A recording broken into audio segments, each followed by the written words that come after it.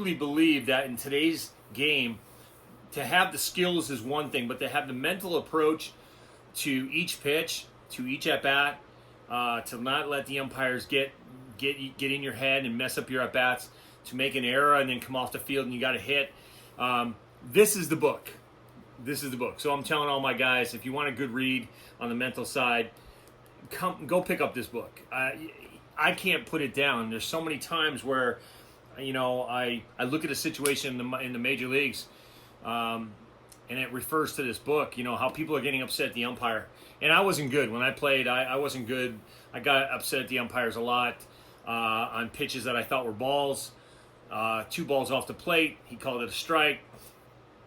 The catcher did a good job framing it. Nowadays, the catchers are doing a great job framing pitches that are low because they're working that glove down to up. So, again, it's the mental thing that's going to put you over the top. But this game is a failure game.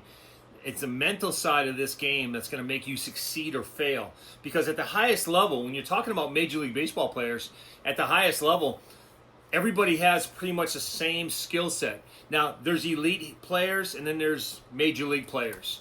And the elite players all know the same thing. They all know that the mental game is where it's at. Being able to get to the next pitch mentally in your at-bat as quickly as you can and let the other pitch go is so key.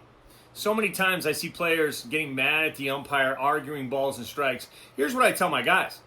Listen, if you weren't going to swing at that pitch, it doesn't matter what the umpire calls. If you can't drive that pitch and he calls that pitch a strike, so what? Mentally, it doesn't matter because it doesn't disrupt your at-bat. What's really important is the next pitch. And I think that's the key, guys. Understand this. When you're up there at the plate, what the pros know and what Manny Ramirez was really good for was there's a 0-0 pitch count. There is no pitch count. You have to be aware of your pitch count, like if you're 1-2 or 0-2, but really it's just about the next pitch.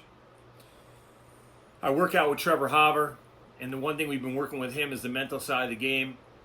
So many times he came up for ASU 0-2 and got a base hit, or a couple times he got home runs.